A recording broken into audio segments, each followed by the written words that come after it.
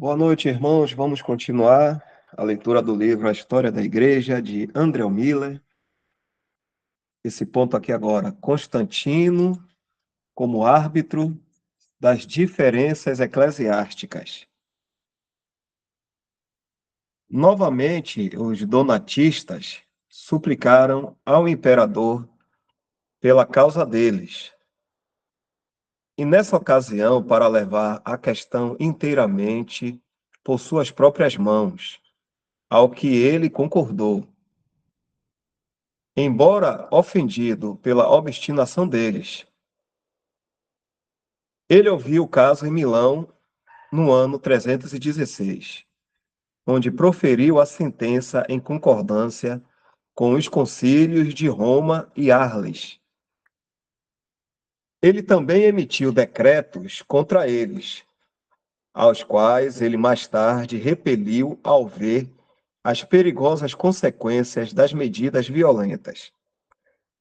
Mas o donatismo logo se tornou uma cisma feroz, uma seita, né? Cisma é seita, feroz, é uma divisão generalizada e intolerante na igreja. Já em 330, eles tinham crescido tanto que um sínodo foi realizado por 270 bispos. E, em alguns períodos de sua história, houve sínodos de cerca de 400 bispos. Eles provaram ser uma grande aflição para as províncias da África por mais de 300 anos. Na verdade, até a época da invasão maometana. Invasão Maomé, né?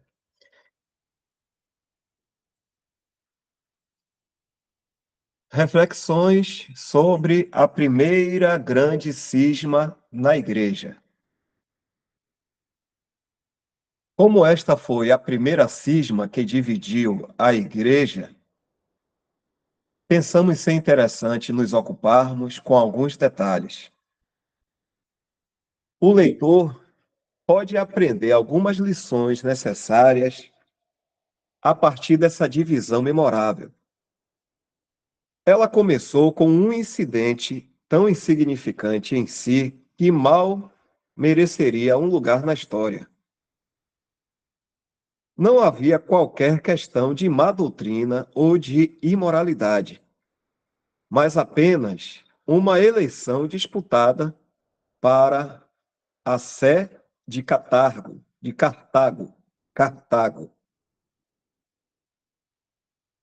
Um pouco de correção, um pouco de abnegação, um verdadeiro desejo pela paz, unidade e harmonia da igreja. E, acima de tudo, um cuidado adequado pela glória do Senhor. Teriam prevenido centenas de anos de tristeza por dentro e desgraça por fora para a Igreja de Deus. Mas, ao orgulho, a avareza e a ambição, tristes frutos da carne, foi permitido que realizassem seu terrível trabalho. O leitor também pode ver, pelo lugar que o imperador tinha nos concílios da igreja, que cedo sua posição e caráter foram totalmente alterados. Quão estranho deve ter parecido para Constantino que, imediatamente após ter adotado a cruz como seu estandarte, um apelo fosse feito ao seu próprio tribunal por uma decisão episcopal sobre assuntos eclesiásticos. Isto provou a condição do clero. Mas devemos notar as consequências que tal apelo envolve. Se a parte contra quem a sentença do poder civil foi dada se recusasse a acatá-la, eles se tornariam transgressores da lei E foi exatamente isso o que aconteceu.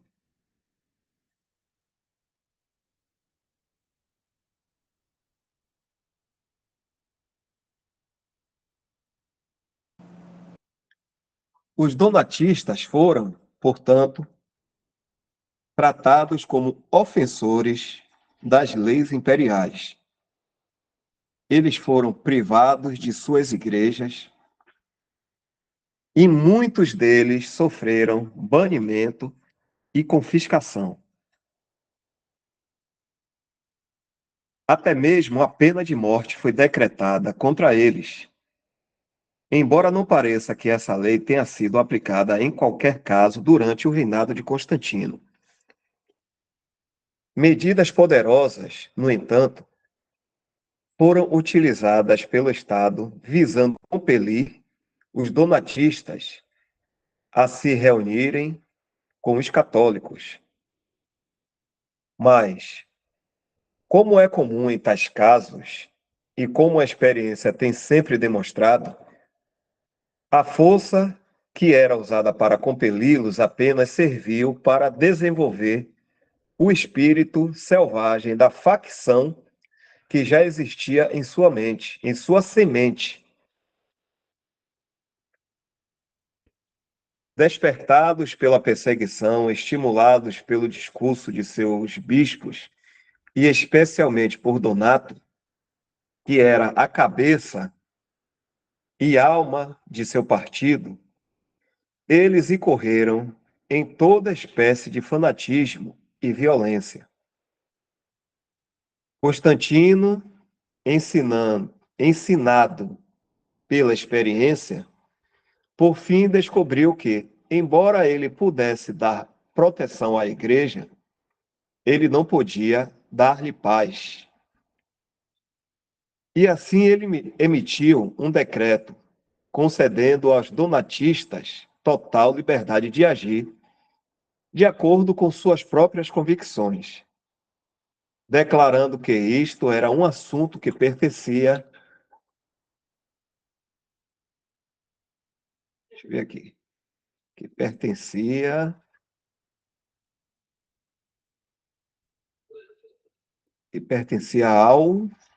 aqui, ao julgamento de Deus. Dá uma pausa.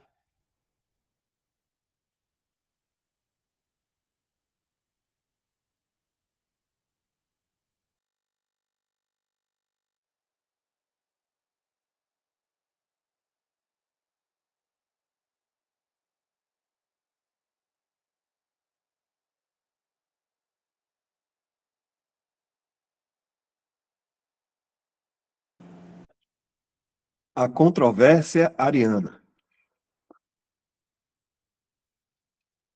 Mal tinha a paz exterior da igreja sido assegurada pelo decreto de Milão, e ela foi distraída por dissensões internas. Pouco após o rompimento da cisma donatista na província da África, a controvérsia ariana, que tinha sua origem no Oriente, se estendeu a todas as partes do mundo. Já falamos dessas raivosas contendas como o mais amargo fruto da união antibíblica da Igreja com o Estado. Não que elas necessariamente surgiram a partir dessa união, mas pelo fato de Constantino ter se tornado o chefe declarado e ostensivo da Igreja, e por ele presidir em suas assembleias solenes questões de doutrina e prática produziam uma agitação por todo o corpo da igreja.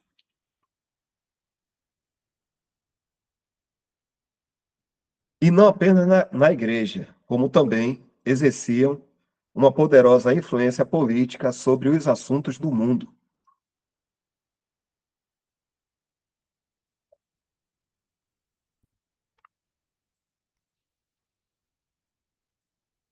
Sendo o império então cristão, ao menos em princípio, tais questões eram de interesse e importância mundial.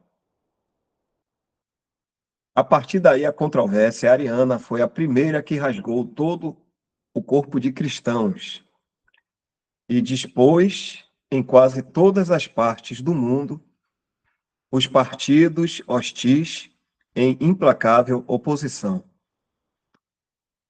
Heresias de natureza semelhante à de Ário tinham aparecido na Igreja antes de sua ligação com o Estado, mas sua influência raramente se estendia além da região e do período de seu nascimento.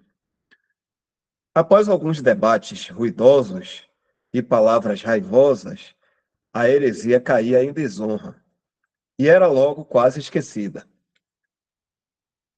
Mas foi muito diferente com a controvérsia ariana. Constantino, que se sentava no trono do mundo e assumia ser a única cabeça da igreja, interpôs sua autoridade de modo a prescrever e definir os princípios precisos da religião que ele tinha estabelecido. A palavra de Deus, a vontade de Cristo, o lugar do Espírito, as relações celestiais da igreja foram todas perdidas de vista, ou melhor, nunca tinham sido vistas pelo imperador.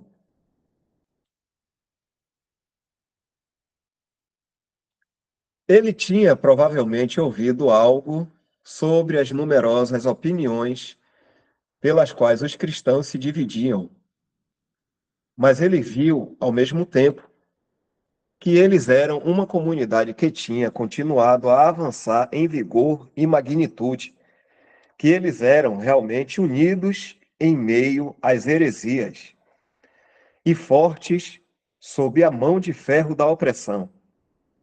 Mas ele não podia ver, nem podia entender que, então, apesar de seu fracasso, ele estava olhando para o Senhor e inclinando-se apenas nele neste mundo.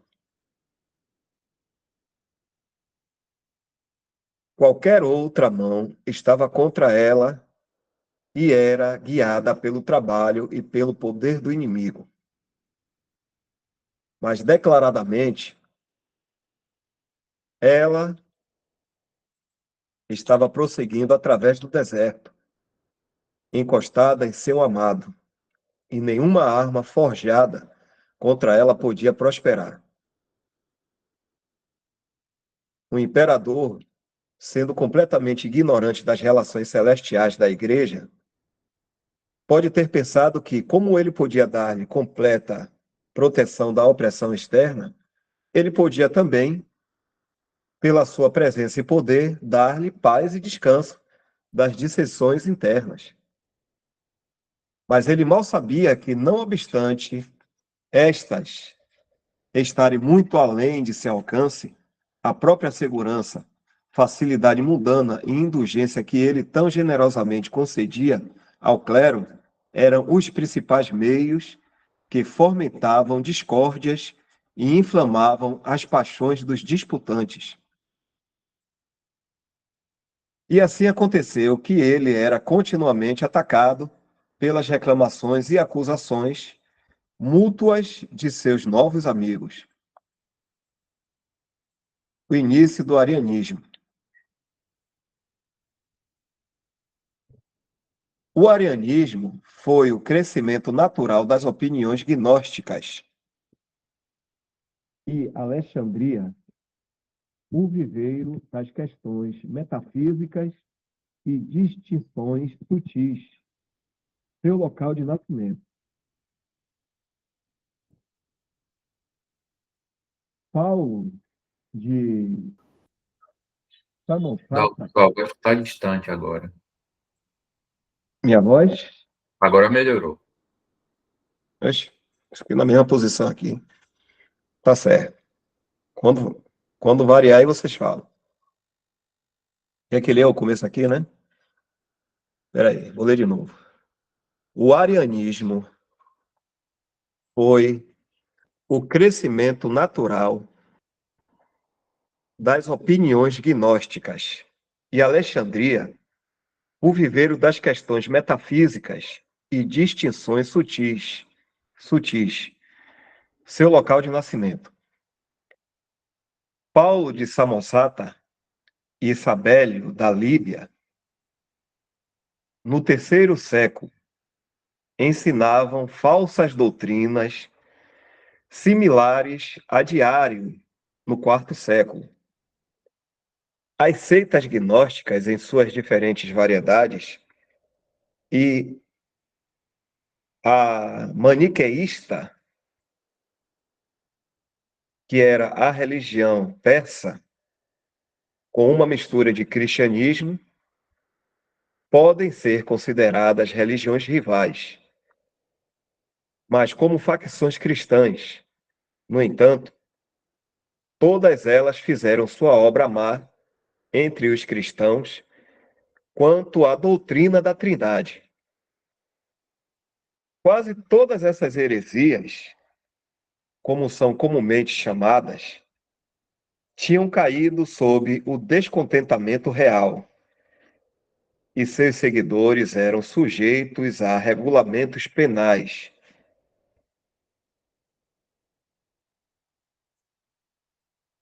Os montanistas, paulistas, novacianos, marcionistas e valentinianos estavam entre as seitas proscritas e perseguidas.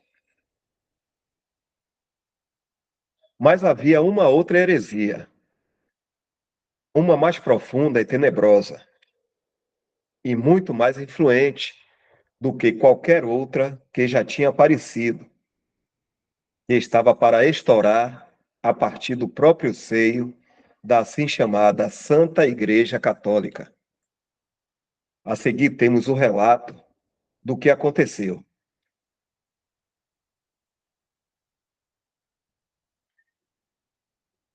Alexandre, o bispo de Alexandria, em uma reunião com seus presbíteros, parece ter se expressado livremente sobre o assunto da Trindade, quando Ário, um dos presbíteros, questionou a verdade das posições de Alexandre, alegando que estavam aliadas aos erros sabelianos, que tinham sido condenados pela Igreja.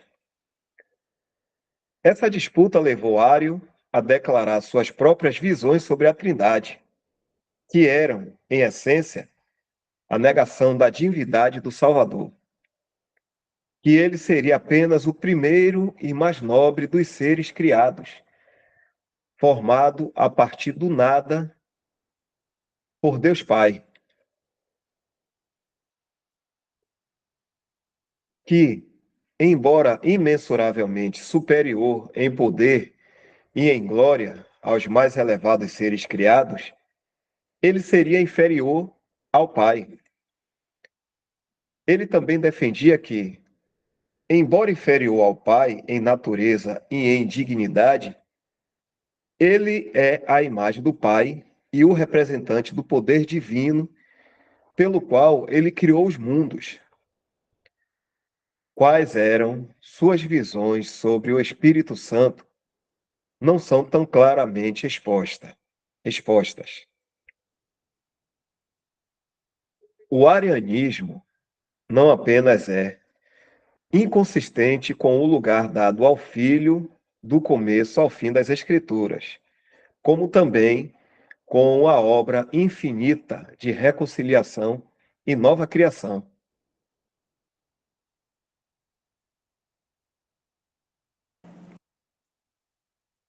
E é distintamente refutada de antemão por muitas passagens das Sagradas Escrituras. Pode ser interessante citar algumas delas aqui. Aquele que, quando nascido de mulher, foi chamado Jesus, o Espírito de Deus declara no Evangelho de João, capítulo 1, no versículo de 1 a 3. Ser no princípio o verbo que estava com Deus e era Deus. Abre aspas. Todas as coisas foram feitas por ele, e sem ele, nada do que foi feito se fez. Fecha aspas. É impossível conceber um testemunho mais poderoso da sua subsistência não criada, de sua personalidade distinta, quando ele estava com Deus antes da criação, e de sua natureza divina. Ele é aqui mencionado como o Verbo, cujo correlato não é o Pai, mas Deus, e assim deixando espaço para o Espírito Santo.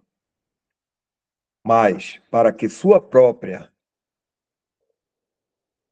consubstancialidade fosse enfatizada, ele é cuidadosa e definitivamente declarado Deus. Voltando para além do tempo e da criatura, tão longe quanto alguém possa pensar, no princípio era o Verbo. A linguagem é muito precisa. Ele estava no princípio com Deus, não no sentido de vir a ser ou chegar a ser, mas ele estava em seu próprio absoluto ser. Todas as coisas vieram à existência através dele.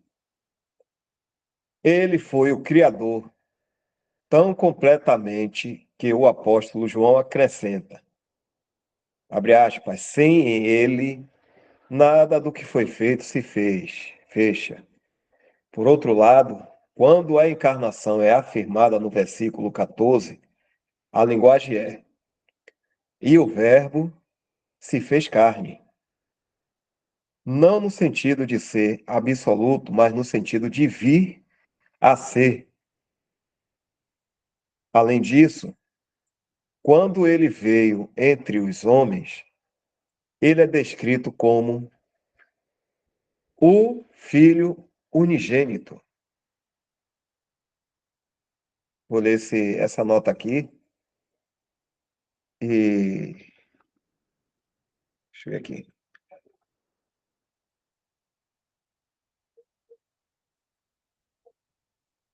Eu vou ler só a continuação, depois eu vejo a nota aqui. Deixo para você essa parte aqui, viu, Jefferson?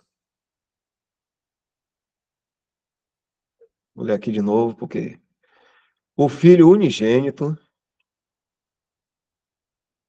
que está não apenas que estava ou esteve, que está no seio do Pai. João, capítulo 1, 18. Uma linguagem ininteligível e confusa, a menos que se considere como demonstração de que sua humanidade de modo algum diminui sua divindade, e que a proximidade infinita do Filho com o Pai sempre subsiste. Agora eu vou ler a nota.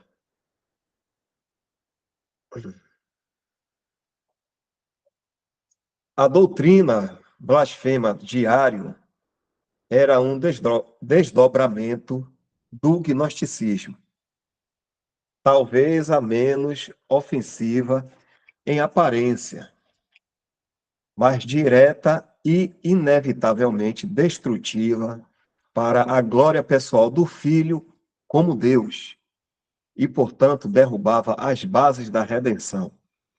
O unitarianismo moderno nega que o Senhor Jesus seja mais que um homem, negando até mesmo seu nascimento sobrenatural da Virgem Maria. No entanto, Socino afirmou que houve uma modificação singular em sua exaltação após sua ressurreição, constituindo-o como um objeto adequado de adoração divina. Ário parecia se aproximar da verdade quanto à sua preexistência antes de ter vindo ao mundo e afirmava que ele é o Filho de Deus, que criou o universo, mas manifestava que ele próprio tinha sido criado, mesmo sendo a primeira e mais elevada das criaturas. Não era a mesma coisa que a negação sabeliana da das personalidades distintas, mas a negação de que o Filho, e é claro, também o Espírito, são a verdadeira, distintiva, essencial e eterna divindade. A ausência do artigo aqui é necessariamente devido ao fato de Meus, que Meus é o predicado de o aioios, que de modo nenhum poderia dar um sentido inferior de sua divindade, o que contradiria o próprio contexto. De fato, se o artigo tivesse sido inserido, seria uma heterodoxia muito grosseira, pois seus efeitos seriam a negação de que o Pai e o Espírito são Deus, ao excluir a todos menos o Verbo da divindade.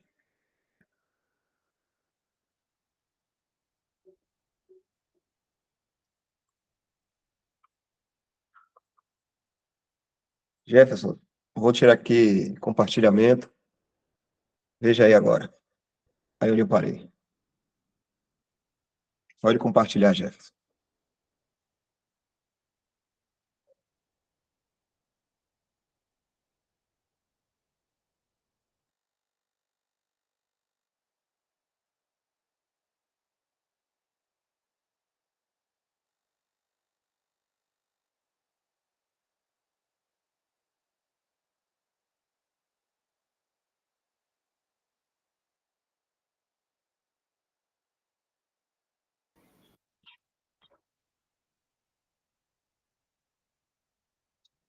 Dando oportunidade a partir desse ponto aqui.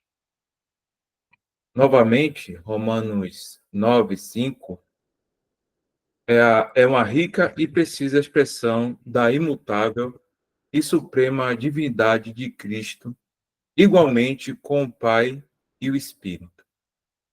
Cristo veio, o qual é sobre todos, Deus bendito eternamente. Amém. Os esforços dos críticos heterodoxos dão testemunho de toda a importância da verdade que eles em vão procuram abalar por esforços artificiais que somente fazem transparecer a insatisfação de seus autores. Não há mais enfática afirmação da suprema divindade em toda a Bíblia, porque a humilhação do Filho na encarnação e na morte de cruz a torna a mais cabal prova da divina supremacia que pode ser usada a favor dele.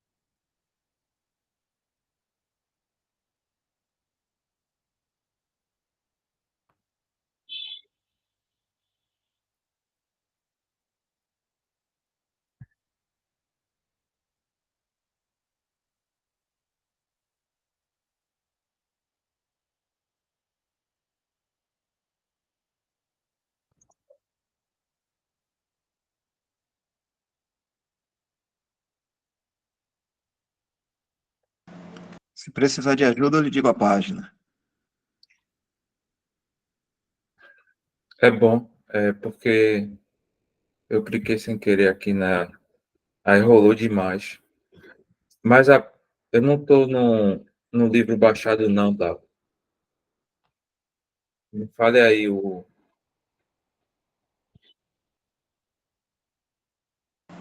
Espera aí que eu vou compartilhar aqui e posicionar para você. Espera aí.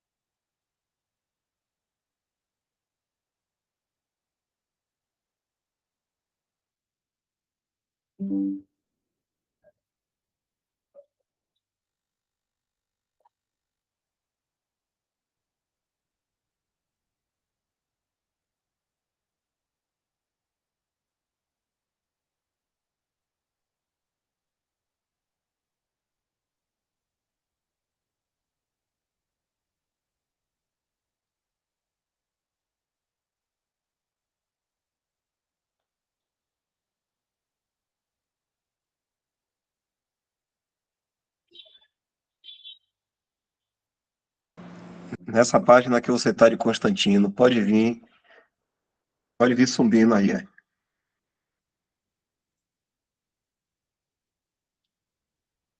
A história religiosa de Constantino. Venha subindo você, venha comigo aqui. Vê se você consegue pegar aí.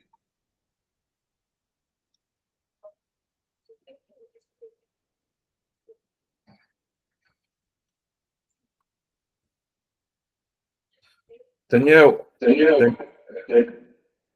me diga aí, para eu achar o lugar onde a gente parou, é contra o que mesmo?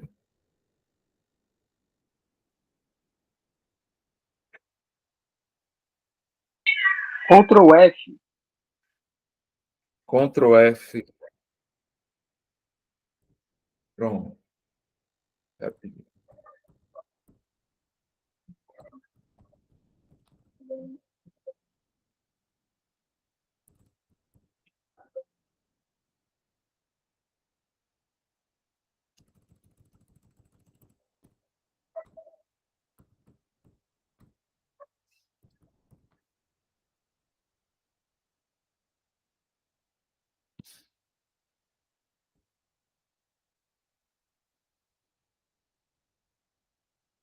Dá, tire o seu aí que eu já achei aqui, por favor.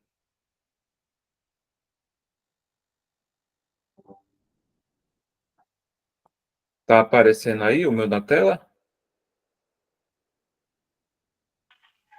Não, ainda não.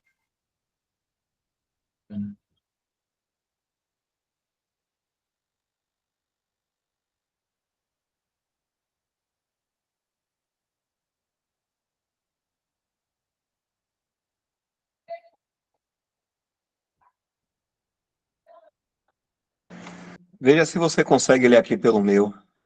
Não, já Eu vou pronto. É que tem que retomar a apresentação.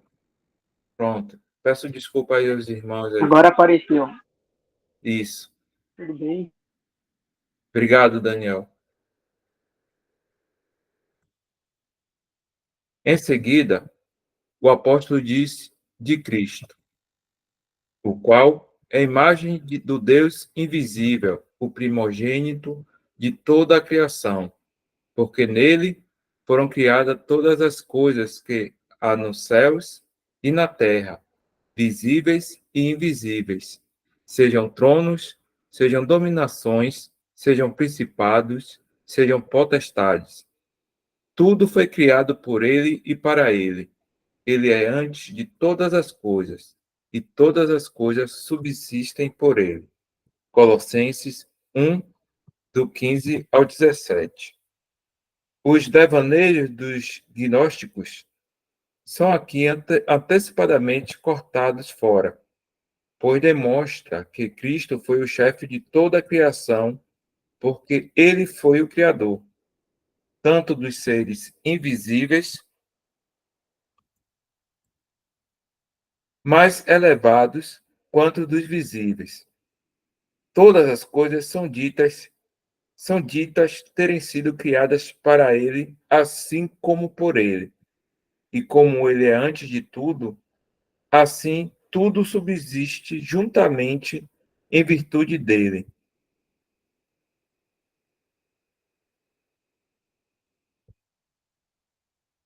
A única outra passagem que precisa agora referenciar é Hebreus 1, onde o apóstolo ilustra a plenitude da pessoa de Cristo, entre outras escrituras do Antigo Testamento, como o Salmo 45 e 102. No primeiro, ele é tratado como Deus e ungido como homem. No outro, ele é reconhecido como Jeová, o Criador. Após ele ser ouvido derramando sua aflição como rejeitado Messias. É impossível, então, aceitar a Bíblia sem rejeitar o arianismo como um libelo hediondo contra Cristo e a verdade, pois não existe maior certeza de que ele tenha se tornado um homem do que ele ser Deus antes da criação, sendo ele próprio o Criador, o Filho e Jeová.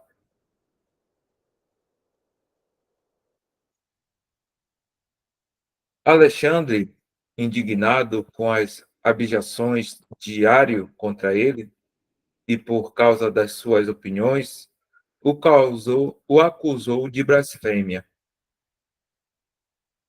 O ímpio Ario exclamou: o precursor do anticristo se atreveu a proferir suas blasfêmias contra o divino Redentor. Ele foi julgado por 2 concílios reunidos na Alexandria e expulso da igreja.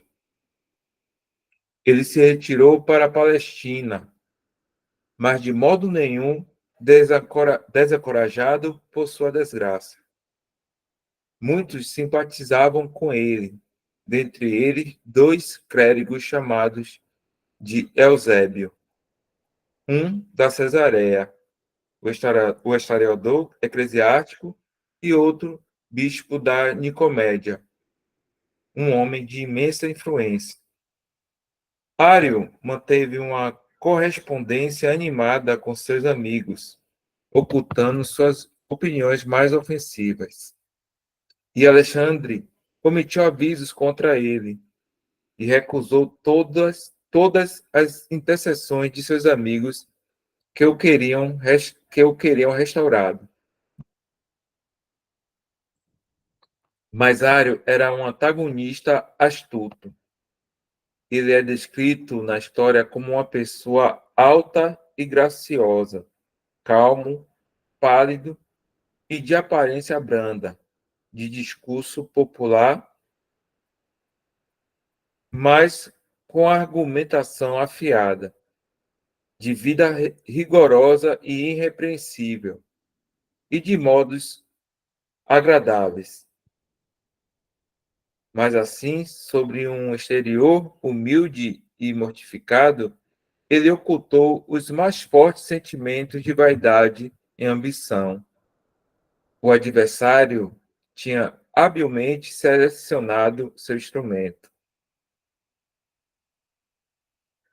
A aparente posse de tantas virtudes o tornou adequado para o propósito do inimigo.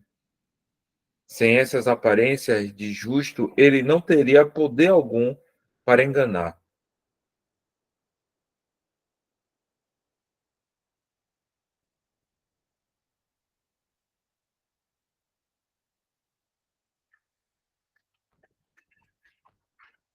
A primeira impressão de Constantino sobre a controvérsia.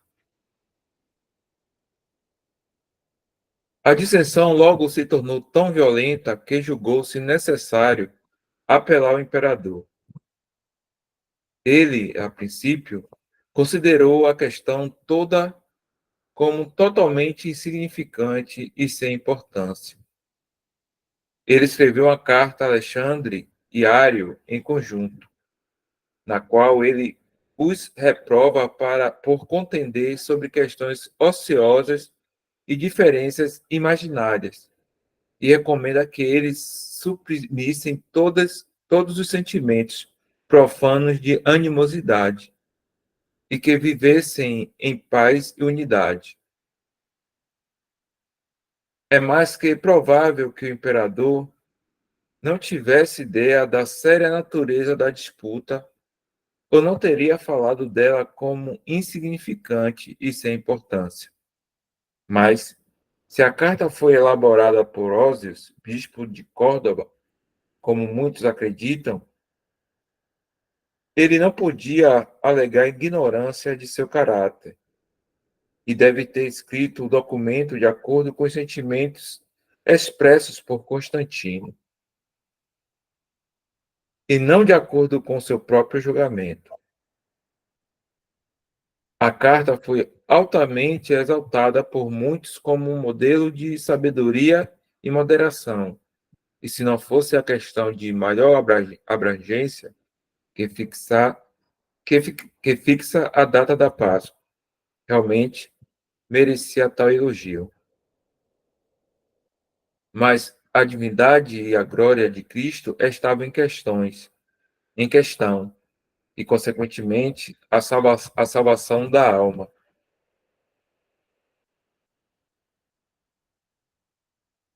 Ósios foi enviado ao Egito como o comissário imperial, a quem a resolução do caso foi confiada. Mas ele descobriu que a dissensão ocasionada pela controvérsia tinha se tornado tão séria que ambas as partes se recusaram a ouvir as advertências do bispo, mesmo acompanhado da autoridade do soberano.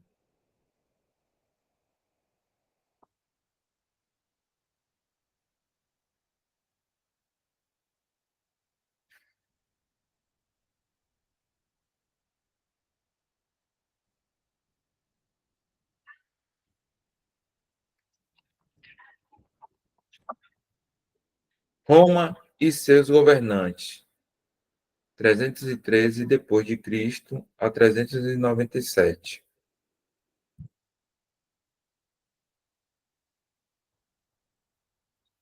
O Concílio de Nicéia.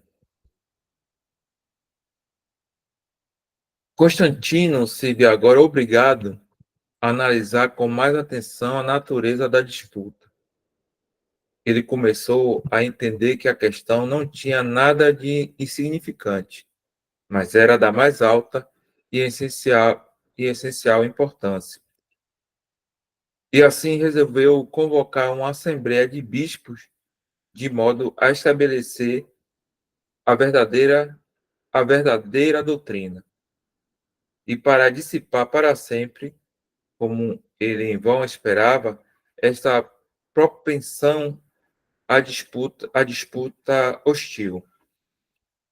Tudo o que era necessário para a viagem dos bispos foi fornecido a cargo público, como se fosse um assunto de Estado.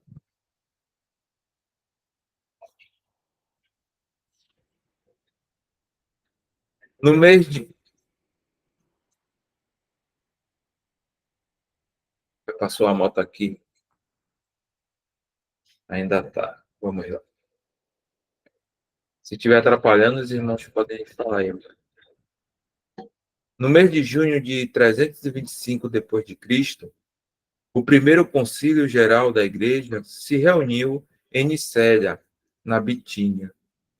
Cerca de 318 bispos estavam presentes, além de um número muito grande de sacerdotes e diáconos.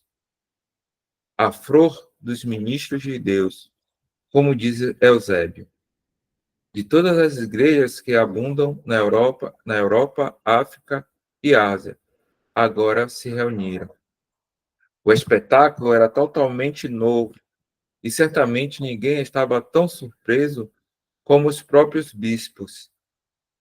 Não havia passado muitos anos desde que foram marcados como os objetos da mais cruel perseguição. Eles tinham sido escolhidos por causa da sua eminência como vítimas peculiares da política de extermínio do governo. Muitos deles levavam em seus corpos as marcas do sofrimento por Cristo. Eles tinham conhecido o que era ser conduzido ao exílio, trabalhar em minas, ser exposto a todo o tipo de humilhação e insulto. Mas agora tudo tinha mudado tanto que eles mal podiam acreditar que aquilo era realidade e não uma visão. Os portões do palácio se abriram para eles, e o imperador do mundo agiu como um moderador da Assembleia.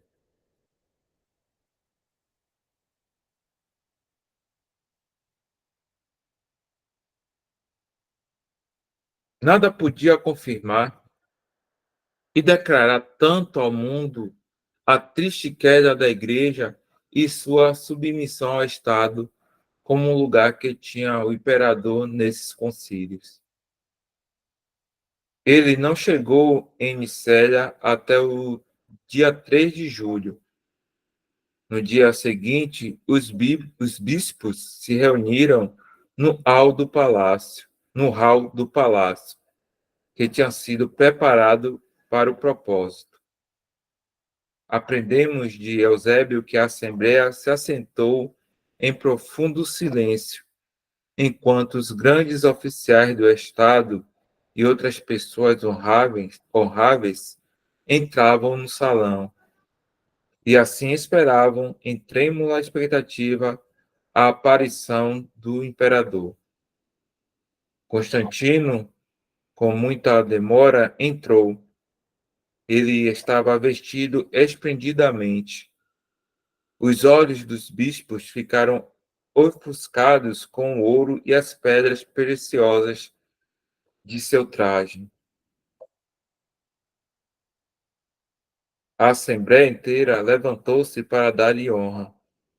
Ele avançou até um assento de ouro preparado para ele, e ali ficou parado em pé, em respeitosa deferência aos dignatários espirituais, até que foi convidado a se assentar. Após cantarem um hino de louvor, ele deu uma exortação sobre a importância da paz e união. O concílio sentou-se ali por pouco mais de 2 meses, e Constantino parece ter estado presente durante a maior parte das sessões, ouvindo com paciência e conversando livremente com os diferentes prelados.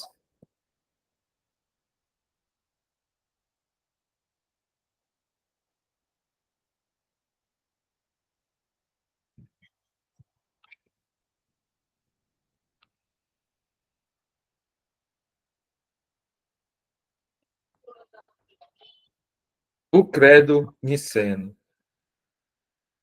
A celebrada confissão de fé, geralmente chamada de o credo niceno, foi resultado das longas e solenes deliberações da Assembleia. Eles decidiram contra as opiniões arianas e firmemente mantiveram as doutrinas da Santíssima Trindade, da verdadeira divindade de Cristo e de sua unidade com o Pai em poder e glória. O próprio Ario foi levado perante o concílio e questionado quanto à sua fé e doutrina. Ele não hesitou em repetir como sua crença as falsas doutrinas que tinham destruído a paz da igreja. Enquanto ele avançava com suas blasfêmias, os bispos, concordantemente, taparam os ouvidos e claramente que tais opiniões ímpias eram dignas de anátema juntamente com seu autor.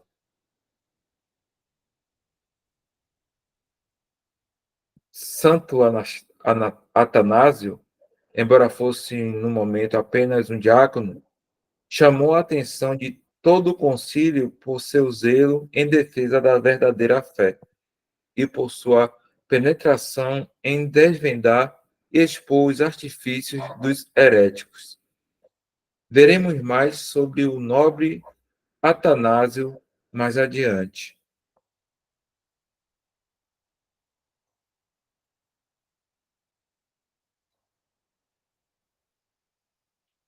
Este famoso credo foi assinado por todos os bispos presentes, com exceção de uns poucos arianos.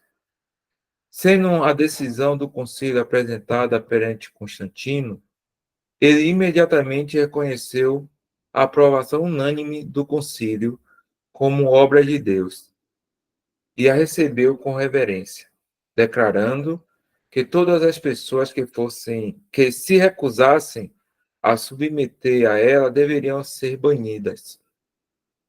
Os arianos, ouvindo isso, impelidos pelo medo, assinaram a fé estabelecida pelo concílio. Eles, portanto,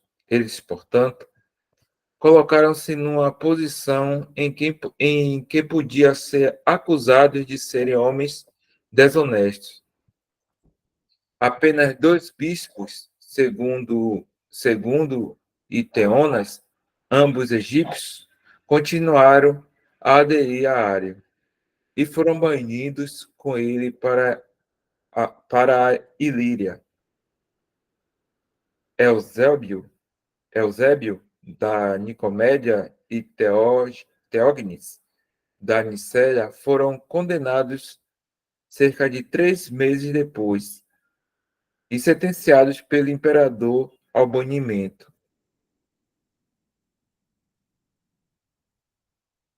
Várias penalidades foram então denunciadas contra os seguidores de Ário. Todos os seus livros foram sentenciados a serem queimados. E era até mesmo considerada a ofensa capital esconder qualquer de seus escritos. Tendo concluído o trabalho, os bispos se dispersaram para suas respectivas províncias. Além da solene declaração da opinião deles sobre a doutrina em questão, eles finalmente definiram também sobre a questão relacionada à celebração da Páscoa e estabeleceram alguns outros assuntos que foram levados diante deles.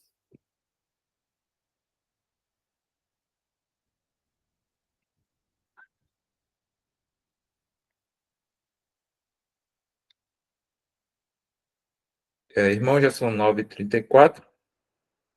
Creio que a gente possa estar continuando na próxima segunda, a partir deste ponto aqui.